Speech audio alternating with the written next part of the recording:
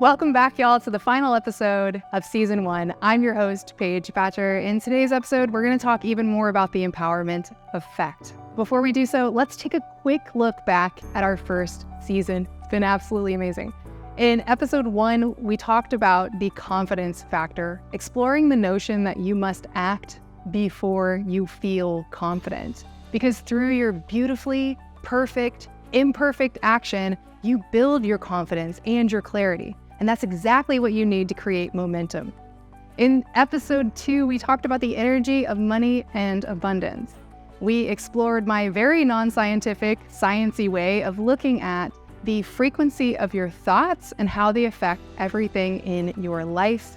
Much like a radio station, when you choose new thoughts, you choose a new channel that allows you to tap into abundance in all areas of your life and business. And this is a reminder to all of us that abundance is perpetual and it's available to us at any time. All we have to do is align with the larger field of possibilities. In episode 3, we discussed the modern day lifestyle business.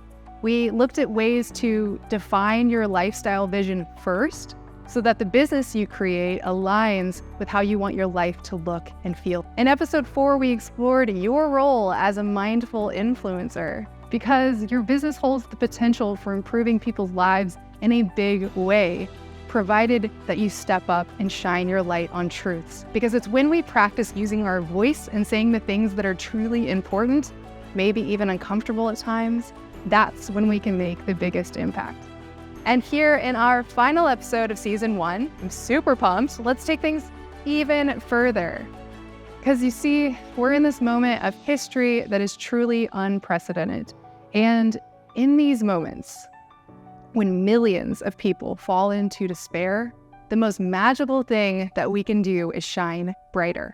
It's our time to serve, prosper, thrive, and lift one another up. We are here on this planet, ladies and gentlemen, to take care of one another. And also to shake things up when they need to be shaken up. You know that there are some times in history or in your life where you feel that people come together in a way that is so memorable and inspiring, you will never forget it. Well, I've had one of those moments that changed me forever. It was just a few years ago, and there I was in the middle of Pershing Square. And at the top of this RV, there were people standing on it, and speaker after speaker were shouting at us, getting us amped up, telling us things that were inspiring. And by about the 15th speaker, the crowd started getting antsy, and they were like, march, march, right? So then they said, all right, guys, we're going to do it. We're going to march to City Hall. And so we were all absolutely jazzed to go do this 1-mile walk to City Hall. When we turned around, we only made it 3 feet. We had completely bumped into each other, and I looked around and no one could move, and that's because the crowd already spanned a mile wide. There were an estimated 750,000 people squeezed into the streets of Los Angeles on that day, and across the world, millions of men, women, and children united for the Women's March. Imagine what we could do if we could tap into that energy on a daily basis. We could raise the collective vibration for everyone here. And the world needs more empowered women. Global studies have shown that closing the gender gap in education adds 0.5% to a country's per capita gross national product, and these benefits are shared by boys and men. Accordingly, in emerging markets, women reinvest 90 cents of every dollar of added income back into their family's health and education, compared with 30 to 40 cents for men. And this means that when women are empowered, their increased income become a driver behind community and country well-being, which is, I think, something we can all agree that we need more of. So regardless of your gender, picture the connection between empowering your mother, your daughter, your sister, your lover, yourself, and the direct impact it can have on making a better world. I want to take a quick moment and remind us all of this truth. Women's empowerment is about making sure that both men and women are empowered. It's about raising the collective vibration of joy, fulfillment, and the capabilities of every single human on this floating planet that we call Earth, that we call our home. Let me share with you a quick story. When I was 16 years old, my high school nominated me to attend this prestigious leadership camp. And so there were over 100 teenagers, boys and girls. We were in these trust circles. We were following into each other's arms. We were learning all these exercises for building our leadership. And you know that nervous feeling when you walk into a room and you think everyone's smarter than you or richer than you or better or more capable in some way? I mean, I think that's human nature, or, possibly something we picked up along the way from society that allows us to worry about what others think or compare ourselves to others. But actually, it's really a great opportunity to connect more fully with others. So there I was as a teenager breaking down those feelings in myself, and there we were, young boys and young girls full of respect for one another. And as the weekend rounded out, there was a presentation by a young man who told us about the measles crisis in Africa. And at the time, that was the first time I'd ever heard of what was happening in Africa. And when we're young, we have a tendency to see something that needs solving and we just do it. We don't really overthink it. So when I returned back to school, I went straight into the principal's office and I said, hey, can we get everybody out of class? I need the whole school's attention here. And he agreed. I had a few friends of mine that offered to help me. And so as people walked into the gymnasium, they put a sticker on them. And there I was giving a speech in front of about 200 of my peers. All of us were anywhere between the age of 18 and 14 years old, most of us born and raised in Kentucky, and the majority of us, I'm sure maybe even none of us had been to Africa before. And at the end of the presentation, I had everyone come down from the bleachers and onto the basketball court. And I said, look around you right now. Some of you have blue stickers, and some of you have red stickers. And so they looked around and tried to get a sense for who was wearing what color. And I said, statistically in Africa, for a school our size, our friends here with red dots would have died. And all it takes to make a difference is some money and some supplies to eradicate measles in Africa. So over the next week, I asked help from the principals and the teachers and my friends, and we did fundraising activities. And I will never forget the feeling I had when I counted up all the coins and the sweaty, crumpled dollar bills, you know how kids are. And we had raised enough money to help an entire school in Africa. I realized the magnitude of it all. The fact that we could make a difference in the lives of others on the other side of the world, even though the problem no longer directly affected us. And this was before smartphones, right? So now every time I share a video with the world and I see the number of views, I picture a gymnasium or an arena of people that are ready to be inspired to do something meaningful in other people's lives right here, right now. And you have that power to make a difference and to be that voice. I want to share with you a story of a woman who did whatever it took to build herself up, step fully into her power as a leader, and become a true change maker. I hope this will inspire you to see what is possible when you start to see your empowerment as an opportunity to empower others. Mary Ellen Pleasant was born in 1812. Some historians believe she was born in Georgia, and others believe she was born in Philadelphia. While her earliest years remain a mystery, the business empire she built and the political mark she left on America are unmistakable achievements that put Mary Ellen Pleasant among the absolute greatest women entrepreneurs in American history. She was also known by many as the mother of civil rights in California. Mary Ellen was taught to read and write, but she never received a formal education. However, this certainly did not hold her back. And there's a quote from her that I really love where she talks about just connecting with people. She said, "I've let books alone and I've studied men and women a good deal. I have always noticed that when I have something to say, people listen. They never go to sleep on me." And when Mary Ellen arrived in California with thousands of others looking to hit it rich during the gold rush, she took up a job as a cook, negotiating for herself what at the time was a very high salary for her position. She began listening to the wealthy miners and financiers around her, and yes, that means she was eavesdropping. And she quietly made investments based on what she had learned. Because of that, Mary Ellen quickly built up a financial and real estate empire that made her one of the first women millionaires in America. When I say empire, y'all, I mean it. She bought laundry houses, boarding houses, and restaurants. She invested in gold and silver mines, dairies, and she even bought a Wells Fargo bank. She was a true business powerhouse, but the power she built wasn't just for herself. She was also an ardent advocate for other Black Americans, and particularly other Black women. She employed Black Americans in positions they would not normally have access to. She financed John Brown's anti-slavery campaigns, and Mary Ellen even sued the San Francisco trolley system for its segregation policies, and won. Yes, she won. She helped connect the Underground Railroad system in California, giving thousands of newly freed people access to the opportunities of the gold rush.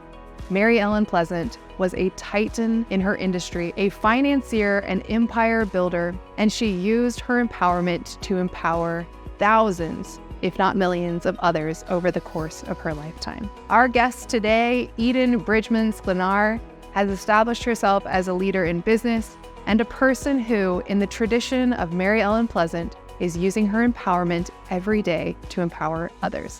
Eden Bridgeman Sklinar is the Chief Marketing Officer at Manna Inc. Her entrepreneurial businesses include the Trifecta Gala, Trifecta Events, We Derby Store, and a number of other businesses that not only give back to charity, but also shine light on the culture and representation of people who have been previously unrepresented in society throughout history. Eden's work in the world is larger than herself, as she truly embodies the entrepreneurial empowerment effect that comes with serving a deeper. Today is Eden Bridgeman Sklinar. She's the Chief Marketing Officer, the CMO, boss lady at Manna Inc., which is the family business, and her entrepreneurial endeavors include the Trifecta Gala, Trifecta Events, We Derby Store, and a whole host of other businesses that focus on making a bigger impact in the world. So I'm absolutely honored today because Eden's work as a boss lady is really impact driven, which is what we are talking about here with the empowerment effect. So thank you for being here. Thank you for having me. Yeah. Okay. So I want to dive in. There's so many things I want to know.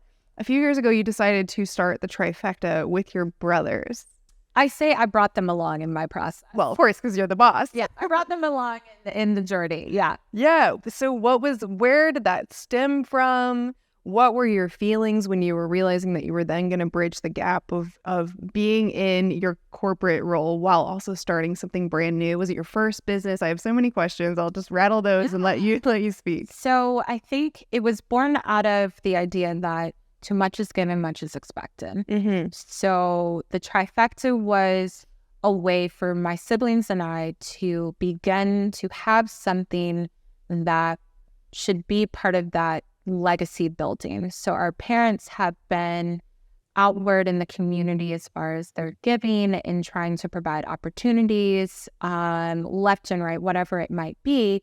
And my brothers and I have watched that long enough. We're at times in our lives that we felt it was necessary for that second generation to step in front and say, this is going to be the new charge. So with the Trifecta, it was really meant to bring people together and to impact, whether it's the events and everything that happens, the revenue generating for vendors, for individuals like yourself I've gotten to work with, but truly, I have been fortunate to go all around the world. And the one thing that I always wanted to do was make sure that I was able to bring the learnings back to people that maybe haven't been given the same opportunities, to bring people together in a way that they felt no matter who they were able to be accepted, they were able to be seen, and especially seen at your best. So many times you turn on the news and people are shown at their absolute worst. But I wanted, if there was a way for me to showcase people at their absolute best so that they can take that moment and say, wow, like, look at me, whether I was able to walk the red carpet, whether I was able to design the graphics, the website, right. I was able to be a part of it, from even volunteering and helping make, it a possibility for the event to go on, that I wanted people to just see themselves in a way that was just different than how they might have ever before.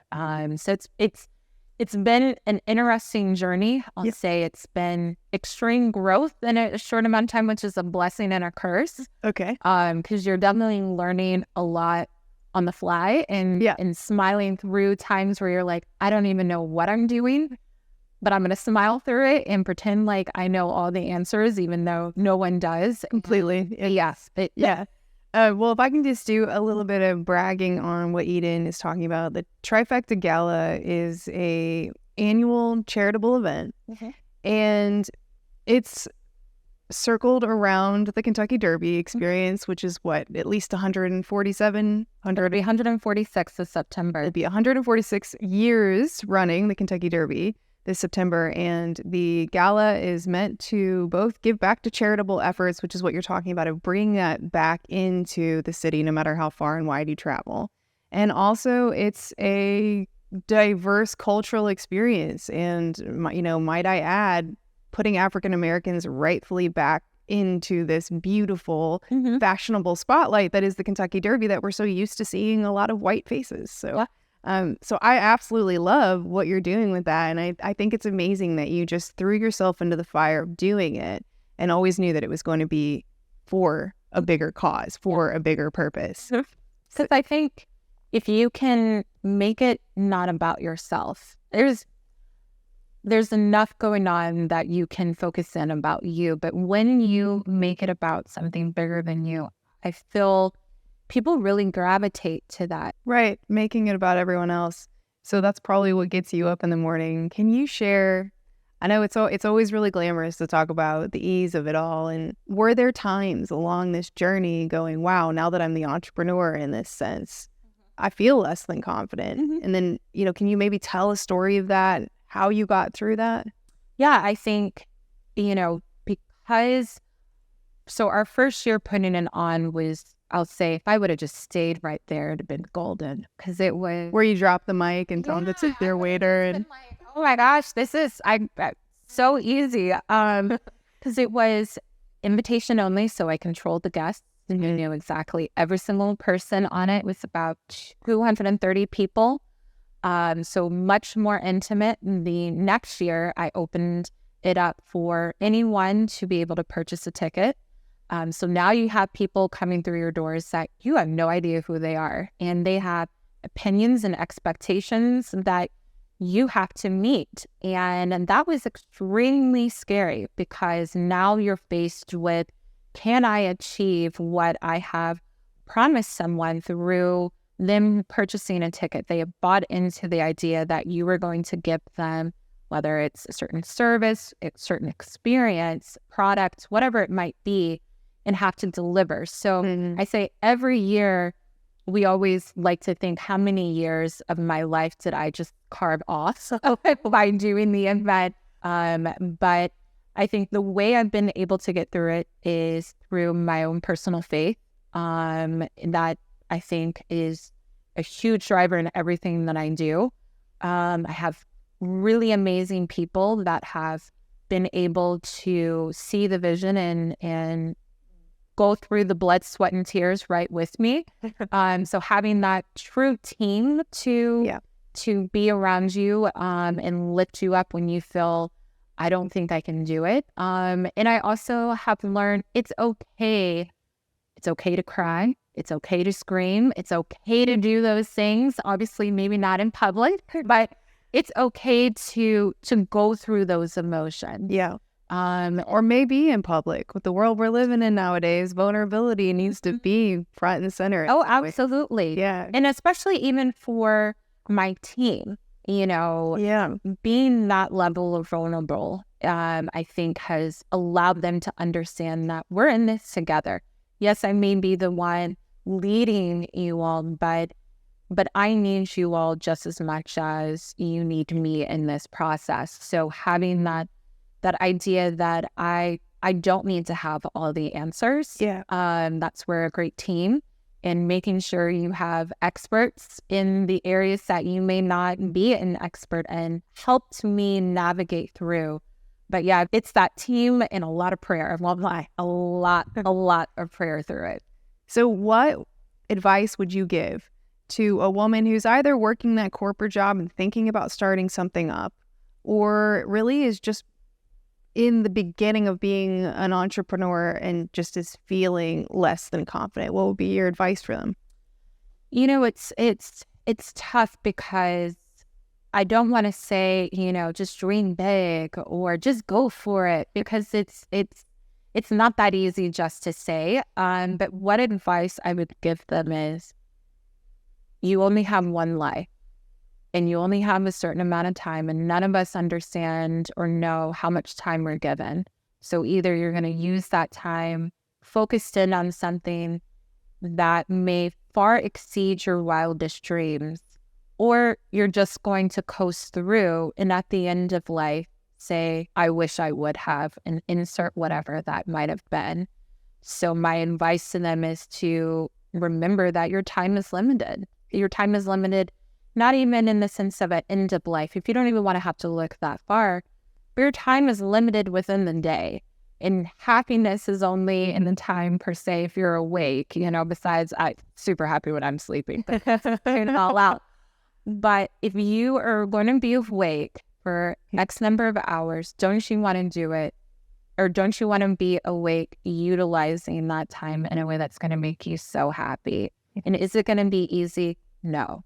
And I think that's where the, dream big, you can do it, doesn't touch on, it's going to be hard. Yeah. You're going to have more setbacks in the beginning than you are to start. I mean, you and I going through launching, how one email from a vendor and we had what felt like how to start from scratch on building the site, the setbacks that you're going to have are going to be there. So just leave that there, leave that out of your mind. But don't you want to be happy? So use your time wisely. Well, go for it, you all. This has been an amazing interview. Thank you, Eden, for being here. Absolutely. Thank you for being the person you are. Thank you for continuing to make it about other people and a bigger effort. So. No, thank you. I say what you're doing and trying to make sure that women hear the stories that may give them that confidence to get off that couch, to go to that whiteboard, to, make that first step into the career path that they want. Bravo to you, Paige. Ladies, this is that part of the show where I encourage you to harness this inspiration and turn it into fuel for action, because no matter where you are in your business, whether you're just getting started or you're asking yourself where to go to next, it is never too late to start asking yourself some questions. So the number one thing is to go with your gut. Take that first initial instinct that you get and that impulse and move with me on to the next question. Feel free to grab a journal, speak them out loud or answer them in silence to yourself. You ready? Okay. First question. What legacy do you want to leave?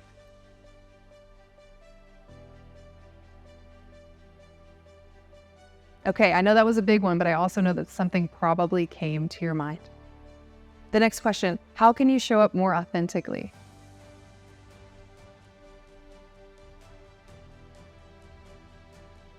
How can you take what you're working on and share it with more people?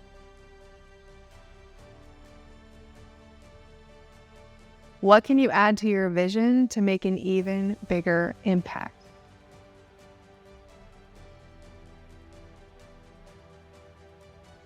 Okay, and this one, what's something you can do now, today, to take another step in the direction of your life and business vision?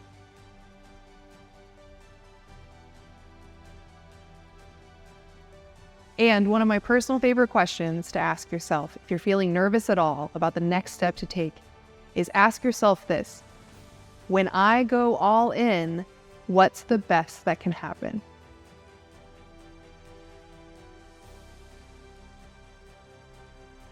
Okay, there's so much more you can do to go deeper here, love.